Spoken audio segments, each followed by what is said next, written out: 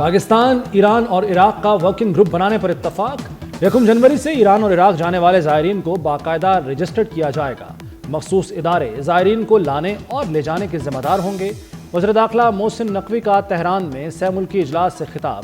محسن نقوی کی اسرائیل کے خلاف فتح پر ایران کو مبارکباد، بھرپور حمایت کا عزم۔ کہا پاکستان ایران کے ساتھ کھڑا ہے، ایران کو دفاعی حق کے استعمال پر مکمل سپورٹ کیا، تہران کی حمایت میں ہر فورم پر آواز اٹھائی۔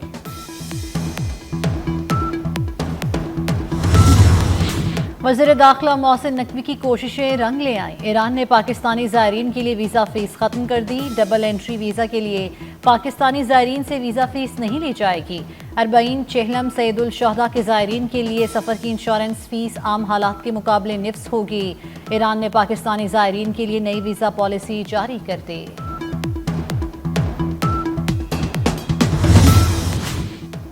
مریم نواز کی کارکردگی کا جادو سر چڑھ کر بولنے لگا۔ خیبر پختونخوا کے عوامی سروے میں وزیر اعلیٰ پنجاب نے کارکردگی کے لحاظ سے کے پی حکومت کو پچھاڑ دیا۔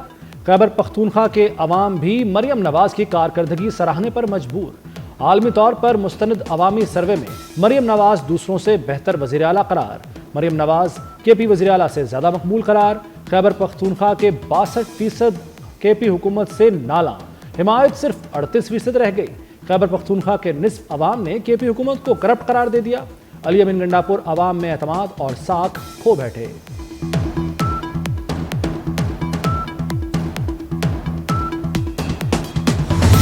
پیرا کے اندر تقریباً 8-8.5 ہزار کی اکراس پنجاب آل ڈسٹرکٹس آل تحصیلز میں یہ فورس ہوگی۔ اس کے سیپریٹ اسٹیشنز بن رہے ہیں۔ میں ہر تحصیل میں اس کا ہیڈ کوارٹر ہوگا انشاءاللہ۔ بالکل پسند نہیں ہے یہ شو آف اور یہ برانڈشنگ آف ویپنز اور شو آف پاور، مجھے یہ چیز بالکل پسند نہیں ہے، تو میں نے اس کے اوپر کریک ڈاؤن شروع کیا ہوا ہے۔ چاہے چیف منسٹر ہو یا چیف منسٹر کا بیٹا ہو یا کوئی بھی ہو، کوئی وزیر ہو، کوئی مشیر ہو، قانون سے کوئی بالا تر نہیں۔ پہلی Punjab enforcement and regulatory authority launch. وزیر اعلیٰ پنجاب مریم نواز نے باقاعدہ افتتاح کیا۔ مریم نواز کی پیرا فورس سے ملاقات، 3D ماڈل، ہتھیار، حفاظتی آلات اور شیلڈز کا معائنہ کیا۔ پیرا کے چاقو چوبند دستے کا مارچ پاسٹ، مارشل آرٹ کا مظاہرہ کیا۔ مریم نواز کہتی ہیں قبضہ مافیا اور منافع خوروں سے نجات دلائیں گے۔ ہر ضلع میں پیرا فورس تعینات کی جائے گی۔ وزیر اعلیٰ کا بیٹا ہو یا کوئی اور، کوئی قانون سے بالا تر نہیں۔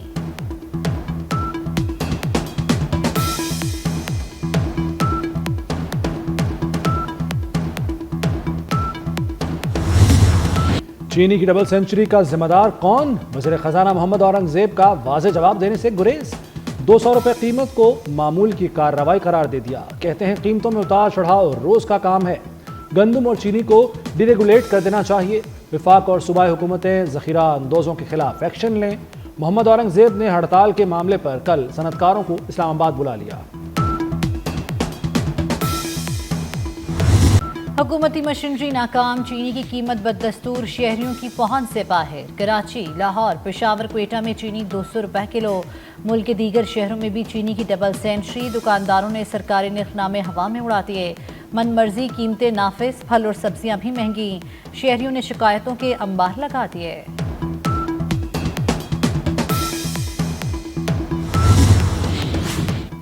ٹیکس بیس بڑھانا اور غریب پر ٹیکس کم کرنا ترجیح ہے۔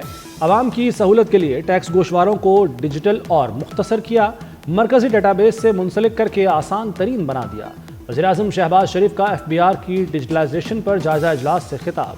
کہا نئے آسان گوشواروں سے تنخواہ دار طبقہ زیادہ مستفید ہوگا۔ وزیراعظم کی ٹیکس اصلاحات میں عوام کی سہولت پر توجہ دینے کی ہدایت۔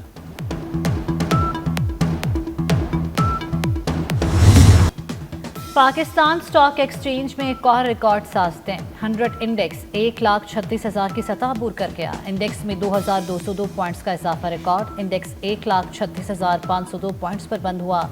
وزیر اعظم شہباز شریف کا سٹاک ایکسچینج میں تیزی پر خوشی کا اظہار۔ کہتے ہیں تاریخی سطح عبور کرنا کاروباری برادری کے اعتماد کا مظہر ہے۔ IMF پاکستان کی معاشی بہتری اور اقتصادی استحکام سے مطمئن۔ پاکستان کی معاشی پیش رفت کو مثبت قرار دے دیا۔ IMF کے نمائندہ بینچی کا کہنا ہے کہ پاکستانی معیشت رواں سال اور اس کے بعد مزید ترقی کرے گی۔ پاکستان کی ماحولیاتی اصلاحات قابل ستائش ہیں۔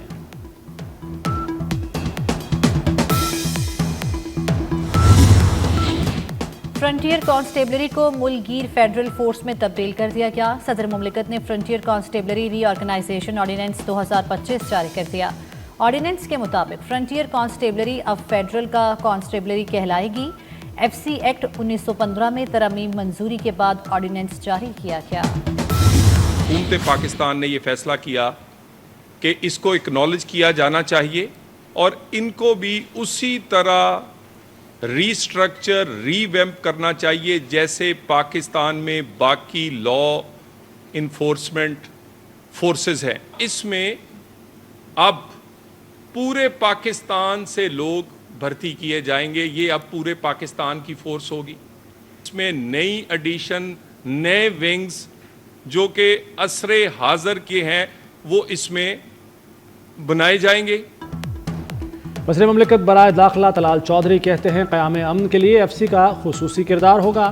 ایف سی کا تمام بجٹ وفاقی حکومت دے گی، آرڈیننس پارلیمان میں بھی جائے گا اور اس پر بحث ہوگی۔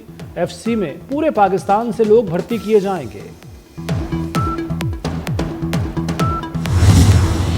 نائب وزیر اعظم اسحاق ڈار سرکاری دورے پر چین پہنچ گئے۔ شنگھائی تعاون تنظیم وزرائے خارجہ اجلاس میں وفد کی قیادت کریں گے۔ چینی اور شنگھائی تعاون تنظیم کے وزرائے خارجہ سے ملاقاتیں بھی شیڈول ہیں۔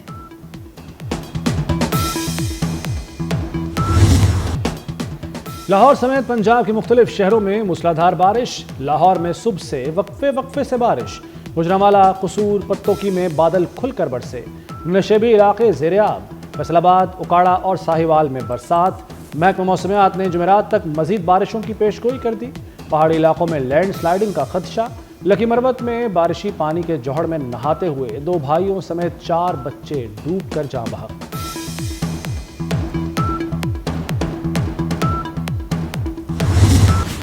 پنجاب میں طوفانی بارشوں نے تباہی مچا دی۔ 24 گھنٹوں کے دوران 6 افراد جاں بحق، 36 زخمی ہو گئے۔ چکری انٹرچینج پر بارش کے باعث پھسلن سے مسافر بس الٹ گئی۔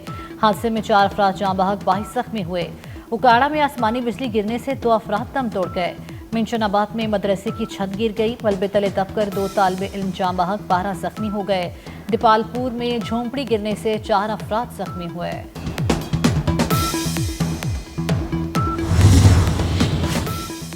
ملک میں شدید بارشوں کے بعد دریاؤں اور نالوں میں سیلابی صورتحال۔ دریائے سندھ میں تونسا کے مقام پر پانی کی سطح مزید بلند ہو گئی۔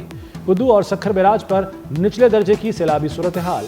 تربیلا اور منگلا ڈیم میں بھی پانی کی سطح میں اضافہ۔ کوہ سلیمان کے پہاڑی علاقوں میں موسلادھار بارشوں کے بعد رودکوہیوں کی سطح بلند۔ ڈیرہ غازی خان کی رودکوہی سے اونچے درجے کا سیلابی ریلا۔ کوہ سلیمان اور سخی سرور کا قبائلی علاقوں سے رابطہ منقطع۔ راجن پور اور تونسا کے برساتی نالوں میں طغیانی آ گئی۔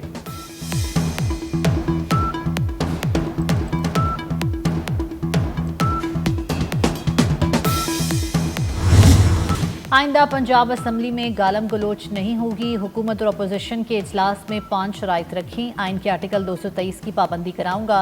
اسپیکر ملک احمد خان کی میڈیا سے غیر رسمی گفتگو۔ کہا سخت سے سخت تقریر پر بھی اپوزیشن کو بولنے سے نہیں روکا۔ اسلام آباد ہائی کورٹ میں ججز ٹرانسفر کا معاملہ۔ سپریم کورٹ میں ججز سینیورٹی کیس کے فیصلے کے خلاف مزید 2 انٹرا کورٹ اپیلیں دائر کر دی گئیں۔ اپیلوں میں ججز سینیورٹی کیس کا 19 جون کا فیصلہ کالعدم قرار دینے کی استدعا۔ غیر قانونی بھرتی اور اختیارات کے ناجائز استعمال کا الزام۔ ایف آئی اے نے گرفتار چیئرمین پی اے آر سی غلام محمد علی کو عدالت پیش کر دیا۔ عدالت نے ملزموں کو 3 دن کے جسمانی ریمانڈ پر ایف آئی اے کے حوالے کر دیا۔ ایف آئی اے نے ڈائریکٹر اسٹیبلشمنٹ اخلاق ملک کو بھی گرفتار کر لیا۔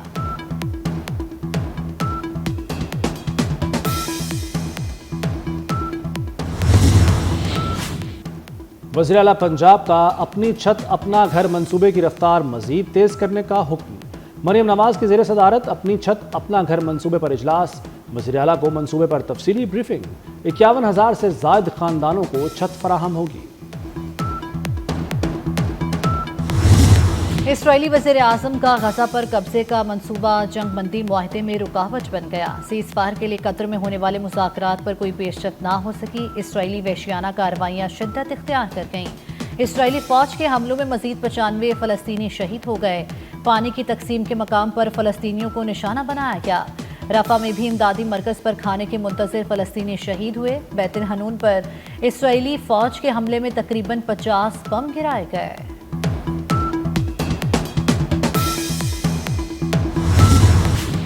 امریکی اور روسی صدر میں تناؤ۔ ڈونلڈ ٹرمپ نے روسی حملوں سے مقابلے کے لیے یوکرین کو پیٹریٹ ایئر ڈیفنس سسٹم دینے کا اعلان کر دیا۔ صدر ٹرمپ نے کہا کہ ہم یوکرین کو پیٹریٹ دفاعی سسٹم بھیجیں گے جن کی انہیں اشد ضرورت ہے۔ کینیڈا کے صوبے البرٹا میں یالہ باری اور طوفانی ہواؤں نے تباہی مچا دی۔ یالہ باری سے گاڑیوں کے شیشے ٹوٹ گئے۔ ویڈیو سوشل میڈیا پر وائرل ہو گئی۔